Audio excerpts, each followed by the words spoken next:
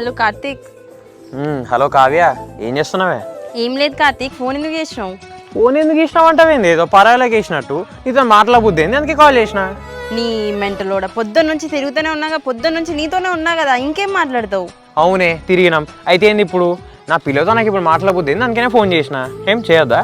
ఓ పిల్లగా, నీకు ముందే చెప్పినా కదా కార్తీక్, అసలే ఇంట్లో డౌట్ వస్తుందని చెప్పి. అసలే మా అమ్మ ఇంట్లోనే ఉన్నది. ఇంకా మీ వాళ్ళకి నిజంగా అంతగా నాకు డౌట్ వస్తే ఒక అమ్మాయితో మాట్లాడినట్టే మాట్లాడు. ఎలాగో ఫోన్లో అట్లే సేవ్ చేసుకున్నావు కదా కార్తీకా అని, అంతే. ఏమే పోవే అనుకుంటా మాట్లాడు. అసలు నీ క్వశ్చన్ చెప్పాలి నానే, నువ్వు ఇట్లా డౌట్ వచ్చేటట్టు మాట్లాడితేనే వాళ్ళకి నిజంగానే డౌట్లు వస్తాయి.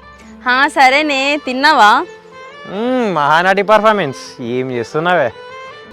తిన్నా. శాంతివే, ఎక్కువ చేయకిగా నువ్వు. అవును, మీ అమ్మ ఉన్నదా అంటున్నావు ఇంట్లో? మీ అన్నలేడా మరి?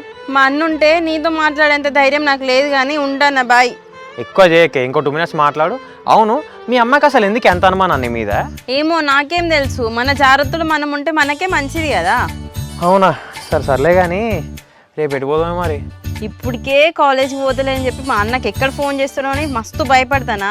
ఇప్పుడు రేపు కూడా వచ్చింది అనుకో, మా అన్నకు ఫోన్ చేస్తారు ఇక డైరెక్ట్ కాలేజ్ వాళ్ళు. అందుకే సార్లతో క్లోజ్గా ఉండాలి.